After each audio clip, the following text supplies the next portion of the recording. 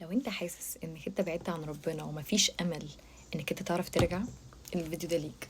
ازيكم يا جماعة، عاملين ايه؟ welcome back to my Friday series. والنهاردة هحكي لكم قصة واحد قتل 99 شخص.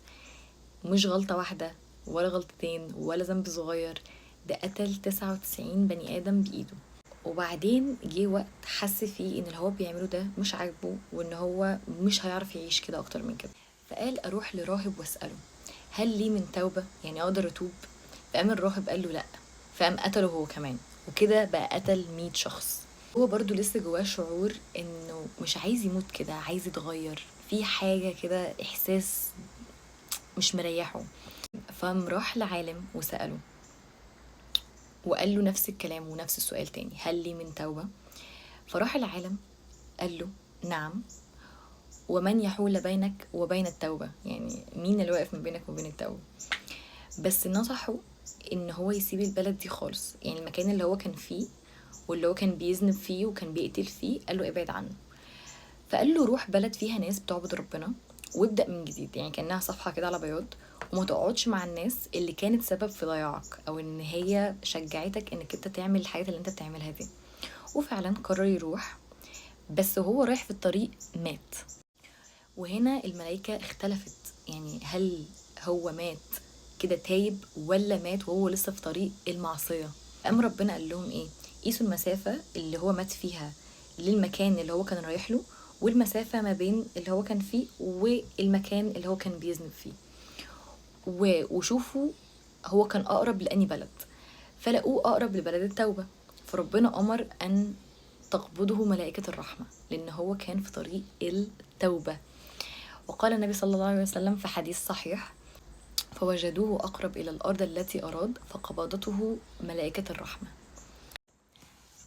طبعا بعد القصة دي هتقولي طب يعني أنا كده أقدر أقتل أعمل، طب أنا كده خلاص كده ربنا يسامحني.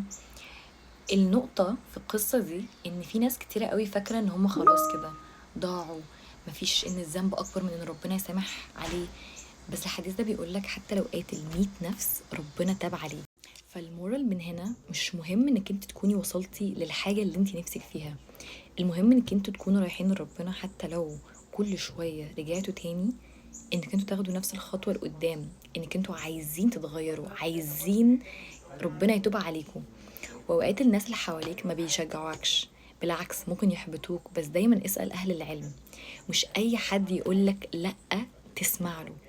يا جماعة الريسورسز دي من أهم الحاجات اللي في الدنيا. زي ما انتوا ممكن تكونوا فاكرين ان تأثير الناس على حياتنا ممكن ما يكونش كبير قوي كده، بس سبحان الله زي مثلا يقولك الصاحب ساحب، والمكان اللي انت بتبقى قاعد فيه هو ده يعتبر الانفايرمنت، يعني اللي هو يقولك ايه، انا ممكن وريني صحابك وهقول لك مستقبلك. فانتوا الدايره اللي انتوا حاطين نفسكم فيها هي دي الدايره اللي بنسبه كبيره you're manifesting. ف فدايما دايما اسألوا الشخص الصح، يعني مش الشخص اللي عايزين تسمعوا الإجابة اللي تريحكم أو الإجابة اللي تحبطكم. روحوا عند أهل العلم، وهم دول اللي بيفهم دينه كويس، هو ده اللي هيوصلك لطريق الإسلام الصح، وهيعرفك المعلومات بطريقة الراجل ده ما وصلش حتى، يعني ما وصلش، يعني ما راحش، يعني هو كان نفسه بس ما راحش حتى، ما وصلش لنهاية المشوار ان هو يروح ويتوب ويبتدي الجيرني بتاعته من جديد، بس نيته كانت رايحة لربنا. ويمكن اصلا ربنا ما كانش حتى عايز يحطه في موقف انه بقى ايه ممكن يعصي تاني، لا هو خلاص هو قبض روحه في الوقت الصح. فربنا غفر له بس علشان قلبه كان صادق، وان هو فعلا النية بتاعته كانت نظيفة، يعني نيته ان هو كان فعلا عايز يوقف اللي هو بيعمله ده، وشاف نفسه غلطان جامد قوي. فربنا مش مستنيك في الوقت المثالي، او مش عايزك حتى تبقى مثالي، بس هو بس مستنيك تبتدي somewhere، just start، حتى لو بأصغر خطوة ممكنة. فافتكروا ان كل كلمة بتساعد غيركم. اوعوا تقولوا اي حاجة تحبط اي حد بيحاول او بيجاهد نفسه. و... وبس كده، ربنا يا رب نقدر نعمل. وبكده نكون خلصنا حلقة النهاردة في الفرايداي سيريز. وعايزة بس بفكر نزود حاجة، كل اسبوع نزود كده دعاء بسيط كده، حتى اللي هو نحس ان احنا عملنا حاجة في يوم الجمعة لو نسينا او ملحقناش. ف عايزاكم تدعوا معايا الدعاء ده: علينا توبة ترضيك، وتطهر قلوبنا وتغسل ذنوبنا. اللهم لا تجعل ذنبا إلا غفرته، ولا هما إلا فرجته، ولا قلبا تائبا إلا قبلته. اللهم إنا نسألك حسن الخاتمة، وثبت قلوبنا على طاعتك، واجعلنا من الذين إذا أذنبوا تابوا، وإذا أخطأوا عادوا، وإذا بعدوا اقتربوا، يا رب العالمين. إن شاء الله أشوفكم الأسبوع الجاي.